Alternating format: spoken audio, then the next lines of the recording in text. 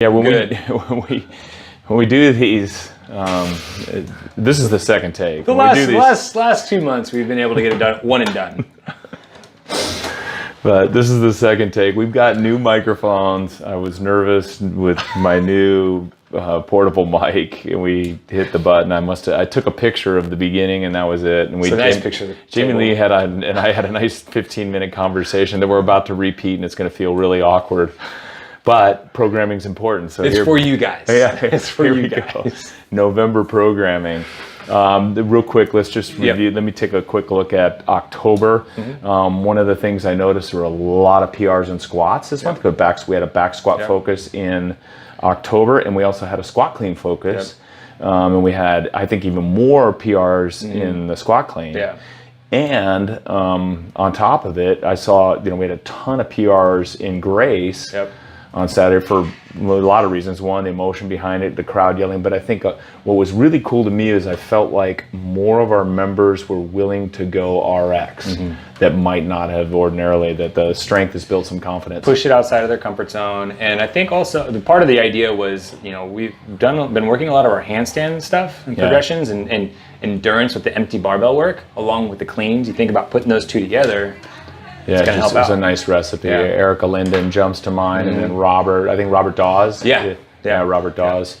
Yeah. It was cool, and Robert crushed it. And the other thing I didn't see this month, or this year with Grace is, I don't think anybody went over 10 minutes. Yeah. Like everyone had great weight choices. Yeah. I think some people may have even regretted not going heavier. There's a few of them. Yeah. It actually ended up being a lot easier than I thought. Yeah. Just by 5 pounds or 10 pounds lighter, Yeah. It was that was neat to see. So cool. All right, so let's talk first about the progressions. Where are we going to see PRs this month? What movements are we working on this month? So this month we're going to be taking over our back squats and the squat cleans, and kind of translate that into a little bit more of a bigger range of motion. Our overhead squat. So taking that bar from our back and then extending it out overhead. So really increasing our center mass, which is going to make the lift a lot heavier. Now, some people that may be lacking mobility and range of motion, this is a chance to work on your ability to get into a good overhead squat. If you have a hard time doing the overhead squats, or maybe you don't have the ability on your shoulders, whether it's a mobility or an injury, something that's going on, modify it to a front squat. So that way there is something that we can still work on, more of that vertical torso in the squat. From there, we're going to be using our deadlift as our secondary. Okay. Now, the secondary focus, we won't be testing the deadlift this month. What we will be doing is using this progression, this next 4 weeks, to lead into December's primary focus. Which deadlift for the primary. Yes, which is where we're going to test our deadlift at the end of the year. Wow. Which is, I think is great. Just, get a chance to pick something heavy up before the year's over. Right? Oh, yeah. So, like I said, we won't see... we will see some heavy loads, but the main focus of this month's deadlift focus is, or the November's deadlift focus is consistency and time under tension. So we're looking for more unbroken reps at heavier loads, heavier percentages, but trying to maintain time under tension and quality movement patterns. On that 4th week, which is where we would typically test a lift, we're going to be using more of a deload accessory work, which then will also have a fun little 1, 2, 3 heavy deadlift workout in there. For our gymnastics focus, we've got pull-ups. Okay. Now, with the pull-ups, we're going to be focusing more on the strict variations of this. Throughout that pull-up progression, we're not just sticking with pull-ups. We're also going to have some kipping toes to bar, and some other core drills. Okay. The idea is to not just focus on just the strength aspect, but also to have some kind of skill in there. And if you don't have toes to bar, I would rather see hanging knee raises, working on engaging your lats and trying to work on that flexion at the shoulder and bringing your knees up and center mass higher. So that way we have a progression towards the toes to bar, but also we're working on engaging our lats and using our shoulders, which will then help translate to a kipping pull-up when we're ready for it at the end of the month for a benchmark. Cool. So just to review, our primary strength is the overhead squat.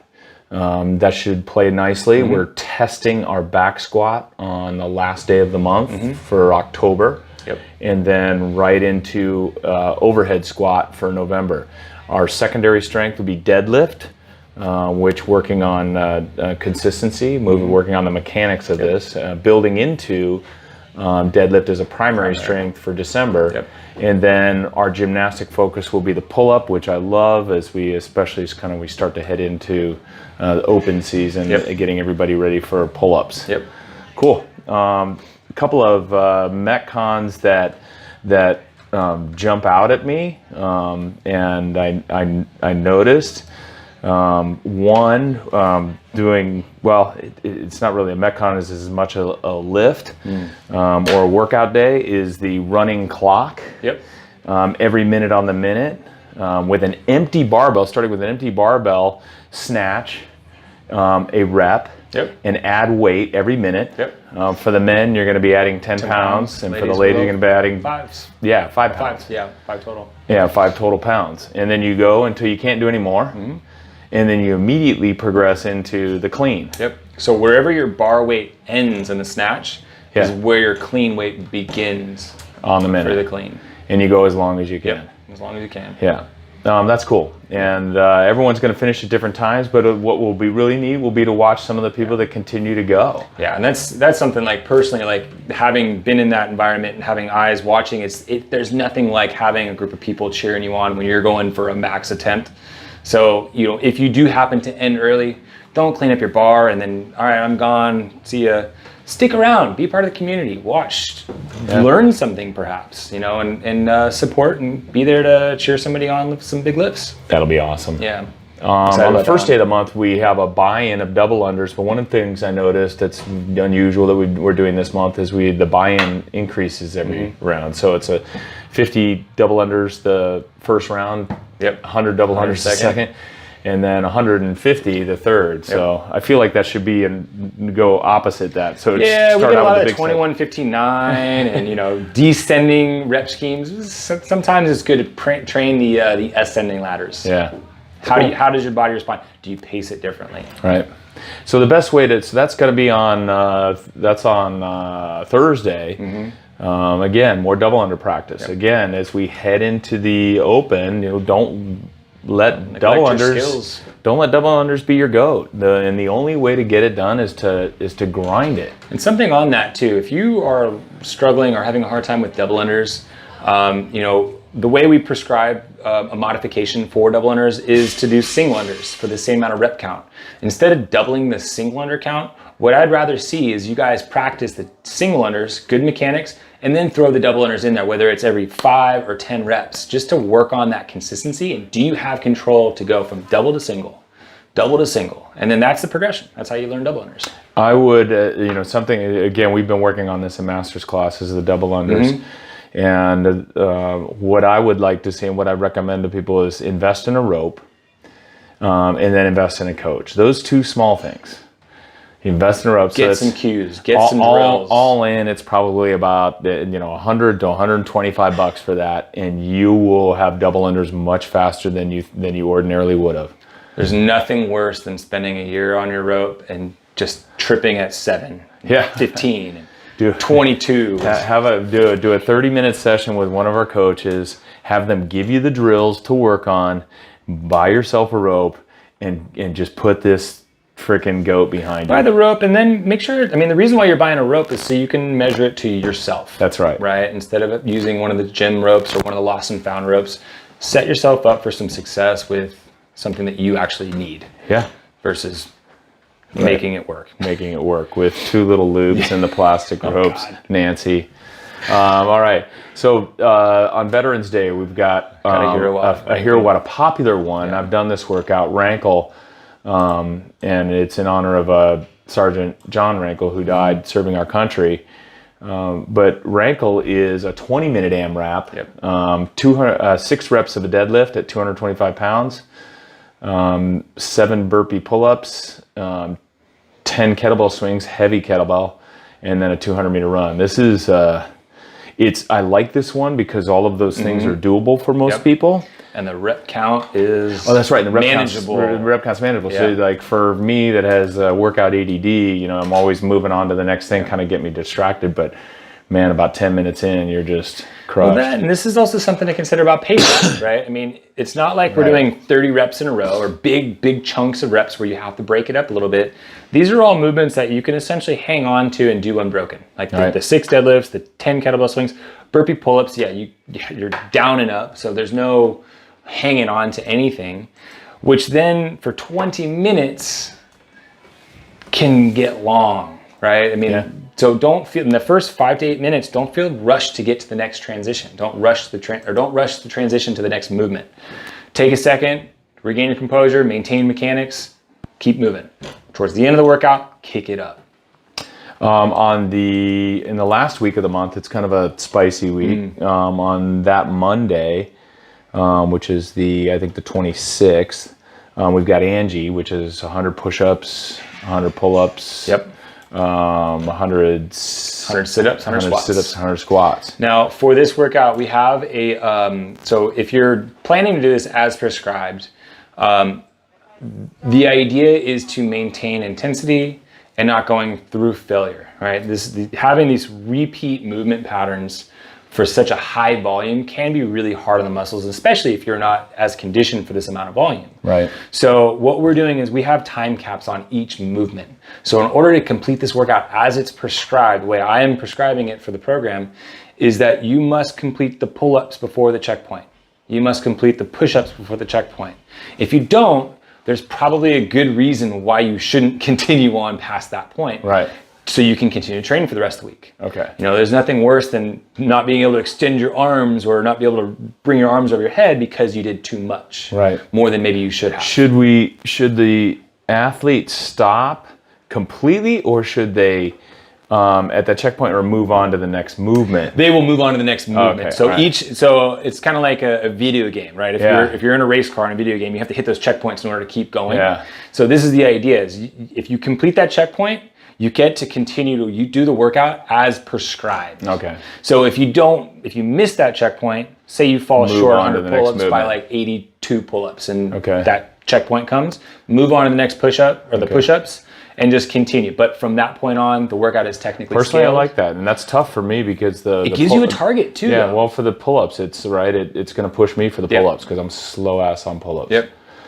Cool. And then at the end of the month, we've got Nancy, which is overhead squats. We have a chance to test the overhead squats. And that's our chance to test a workout at a moderate weight. Actually, a comfortable weight for most people with a 400-meter run. That's 5 rounds. And then we're testing our 2K. Yeah, and then I saw that's a cool one, the 2K row. And we want everybody coming in for this 2K row. Yeah. It's a little bit different. Yeah. So the 2K row we're doing is, we need to establish, it's been a while since we've done a 2K row as a time trial. But what we're doing is we're also going to test a lift afterwards. Okay. We're not necessarily testing lift, but we are going to establish a max lift. Right. So how does your body respond after, an effort of that distance? Right. Now, something else to consider is this 2K row is a chance for you to establish some data. December, we are going to be doing a decent amount of rowing throughout just the general programming as we're going into the 100K challenge. And then in January, we have Road Royalty. So this is a chance to kind of work on that engine, build that up, because then the Open is February. And it comes quick. But being more efficient and more understanding of how to pace the row is really important. So collect the data. Don't skip out on this workout. Another great one. There's a bunch of great workouts this month. My compliments to you and then to your committee that helps. And Paige had a lot to do with that extra lift in there at the end. Yeah, so that was cool. And it's neat. And if you have feedback on our programming, always relay it to the coach, because Jamie and Paige talk to the coaches quite a bit about programming. And then also log it in SugarWOD. And log your comments in SugarWOD. Comments in SugarWOD are very helpful, because then it gives me a chance, and it gives us a chance to get feedback on not only how the programming is going, but also how are you progressing. Right. The funny comments are awesome. Shout out to 330. And then, but the comments that you put with respect to how long it took you, how you felt, any maybe recommendations, those things are awesome. It's also giving yourself feedback, so when you do, or if you do repeat a workout, you get a chance to say, how did I attack it last time? There's one on here that I think we should make a Diablo benchmark, but it's 3 rounds per time. It's nasty. Yeah. 12 hang squat clean thrusters, which is basically it's a cluster, basically, just from a hang. So you have to deadlift the bar to the hang position before you go into your squat clean thruster. At 65 and 95, and then a 200-meter run. And I've seen that paired up before. You've done this before with heavy kettlebell swings or kettlebell swings. Yep. And then with dumbbells, dumbbell thrusters, and each time I go into those thinking, oh, this is no big deal, and I'm smashed. This is one of those fire breather workouts where you're done, you got that Fran cough at the end of the workout. It sticks around for a few hours. It's a number that you can do. Yep. But making the hang squat, it's a lot of putting movements. the hang squat clean. I'm kind of predicting I'm going to have to break it up because that hang squat clean thruster makes it just a little bit more difficult. Faith. You can hang on. It's just 3 rounds. It's just 3 rounds. Cool, right on. This is an awesome month. I'm excited about it. There's been actually a couple of great months. We're actually in danger. Some of our members of actually coming too often. So yes, and when you're training a lot and I got the 6 days a week. I got to go 6 days a week. The workouts look so fun. Maybe take one of those days where you come in and just mobilize, grease the groove, practice a light skill, but don't push the intensity. Like, you have to recover in order to be able to push the intensity. If you're training 6 days a week, you're not going to be able to push after day 3. Yeah, I love this. Great month, Jamie. Appreciate it. Thank you. Absolutely. Yep. Thank you. Cheers. Have fun, guys.